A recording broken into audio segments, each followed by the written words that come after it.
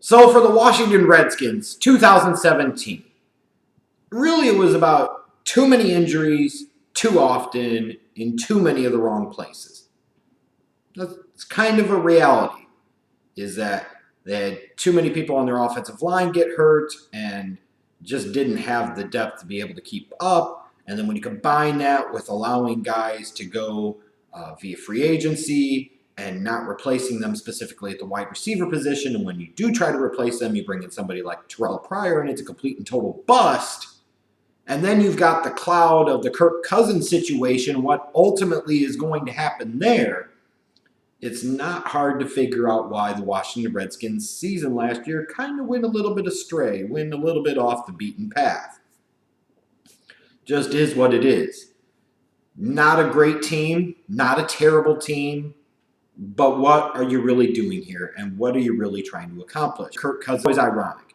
They gave up the farm in 2012 to go get RG Then, in the fourth round, drafted Kirk Cousins. It became clear a few years back that Kirk Cousins was the preferred guy for the organization, and he was the guy they were going to roll with. So eventually, RG is gone. All those draft picks and money wasted. To then now, you've got Kirk Cousins, a guy who throws for over 4,000 yards, is at least a competent, capable NFL starting quarterback, and it feels like you can't wait to run him the hell out of town either. I just don't get it. And all this thought about how much Kirk Cousins was looking for and how much they would have to pay Cousins in order to keep him. Teams spend years, if not decades, looking for even a competent, capable NFL starting quarterback. Now, whether or not Kirk Cousins is truly a franchise-level quarterback is up for debate and determination, and I'd probably lean more no than yes. But he is a top half of the league type of guy, somewhere in the probably 10 to 14 range. You can win games with Kirk Cousins and occasionally win games because of him. And for a Redskins organization who's had a lot of issues at the quarterback position over the years, and even when you think back to the glory days under Joe Gibbs, and the simple fact that those three Super Bowl teams were led by three different quarterbacks.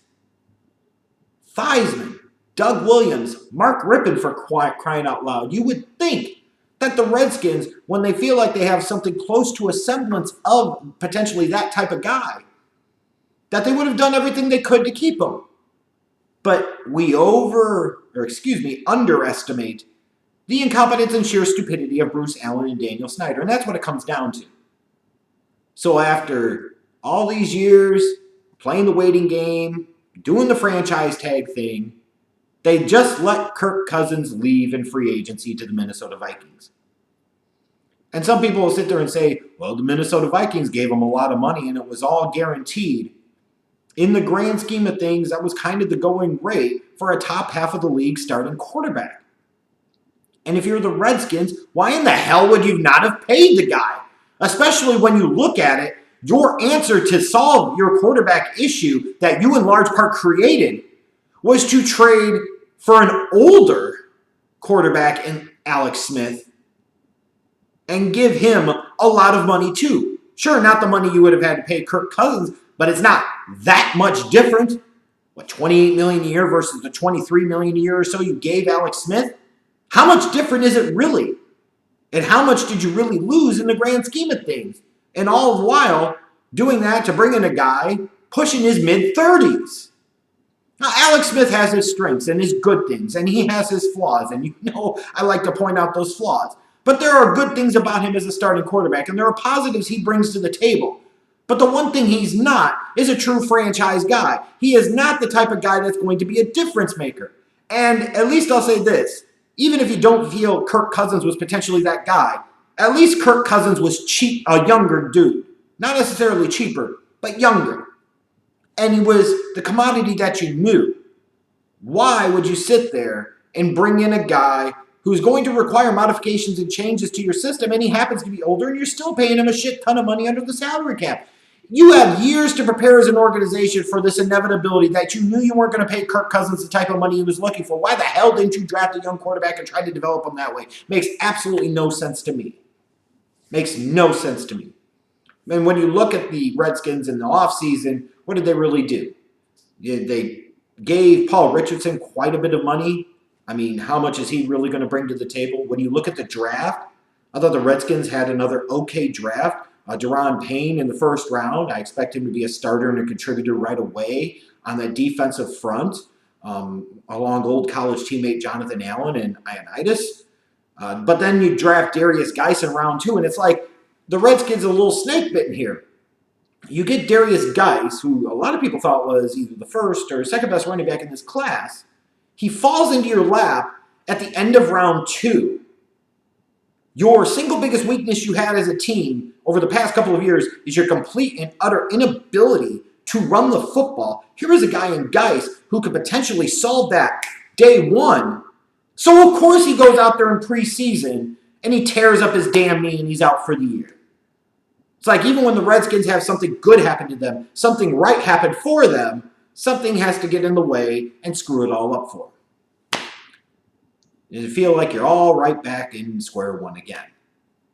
So when you look at this Redskins team going into 2018, well, what do you have? Well, on the positive, I look at their offensive line, and I say if Trent Williams is healthy, if Morgan Moses is healthy, Brandon Scherf is healthy, this is a pretty solid offensive line unit. So this is an offensive line that should be better run blocking in 2018, should be better pass protecting in 2018. And they're going to need to be because Alex Smith has horrible pocket presence. Chiefs fans should know all about that. But then when you look at the offense too, for the criticisms I'll have about Alex Smith, I will say this, is Alex Smith is not going to lose you a lot of games. Alex Smith doesn't turn the ball over a lot. He doesn't put the ball at risk a lot. He's a smart player, will make some good plays, can make a few more plays with his feet as opposed to Cousins, adds a little bit of a different dimension to the offense. So it's not all doom and gloom, and it's not all bad when you look at Alex Smith. It's just a matter of perspective on what you prefer. I would prefer a Kirk Cousins type over an Alex Smith type, but Alex Smith does bring some good to the table. This is a guy that's won a lot of games in the National Football League as a starter, specifically with the Kansas City Chiefs. He has playoff experience. He's a good teammate, great locker room presence, great leader. So there are good things about Alex Smith, and clearly, if nothing else, there should be some type of benefit here for the Redskins over the next couple of years that Alex Smith is their guy, and they're kind of bought in and committed and tied to him. So they don't have to be thinking about this or that or have this distraction or that distraction hanging over them. They have their guy for the next few years, whether as Redskins fans you like it or not. And I look at that defensive front, and I see if Jonathan Allen's back and healthy, you've got Deron Payne, Ioannidis. I like that defensive front a little bit, especially if you want to throw Ryan Kerrigan and Preston Smith as part of that defensive front. This is a good defensive front, a little bit underrated in my opinion, and a unit that I think will be better and perhaps help this defense play better than maybe some expect in 2018. But it doesn't overcome the concerns for me. The wide receiver group. Is Josh Doxson in year 3 going to finally really show something? What's Paul Richardson going to bring to the table? You look at the running game. You've brought in Adrian Peterson. You've got Chris Thompson. He's a great scat back, change of pace, receiver out of the backfield type of guy, and he can make some big plays happen, but he's not an every down guy. Are you tying yourself to Adrian Peterson being your primary bell cow at this stage of his career? Do you feel like that's a formula for great success? Maybe you could get it, blips on the radar here and there, but is he truly going to be that guy? And frankly, the Redskins really needed that guy. What they really need is Darius Geis, and he'll be out for the damn season. And then when you talk about problems with the running game, you also look at the defensive side of the ball and the Redskins' inability to stop the opposing team's run. They have to get better there, and I feel like the personnel is a little bit better up front and up the middle to play better against the run this year, but only time will tell how much, if any, better they actually will be. But if they can't run the ball and they can't stop the run, nothing else is going to matter. When you look at this team's schedule, key points in time, I look at October. You've got a tough stretch of schedule there the way I kind of see it. They go to New Orleans, host Carolina, host Dallas, and they're at the Giants. So you've got a couple of divisional games, And the 2 non-divisional games, you got to go to New Orleans and you got to host Carolina, both playoff teams from last year, both really good squads. That's a tough stretch of schedule for the Redskins. Then you go to December, and those 5 games in December, you go to Philly, you host the Giants, you go to Jacksonville, to Tennessee, host Philadelphia. Think about that. You got to face the Eagles twice. Good luck to you. You're facing the Giants at home, divisional game. You never know what can happen. Jacksonville and Tennessee on the road, they were both playoff teams last year. So they got 4 out of their last 5 games to close out the season against teams that made the playoffs in 2017 when you throw in the Eagles twice. This is not an easy schedule for the Redskins. And when I look at some of the questions they have in some of their key areas, what Alex Smith is versus what Alex Smith isn't, and throwing in that schedule, I just don't see that much reason for optimism for the Redskins this year. To me, it's really hard to envision them being any better than 6-10 or 7-9. And that doesn't mean that they can't be an okay football team. They very well might be. But when you look at the NFC East, this seems like it's going to be a dogfight this year. When you look at the NFC as a whole, you could kind of compare it to the Western Conference in the NBA. That's what we're getting to with the imbalance versus the NFC and the AFC. In the AFC, you have 2 teams you might really take seriously. Really, honestly, seriously. Maybe a third one every once in a while sneaks into the picture. But the NFC is deep and it's loaded. So you could have teams that might be better than the record that ultimately represents them. And that's kind of how I look at the Redskins this year. Is you're bringing Alex Smith into a situation and probably imagining he's going to produce at somewhat of the same level he did in 2017 without him having a Travis Kelce, without him having a Tyreek Hill, and without him having a Kareem Hunt. Good luck with that one.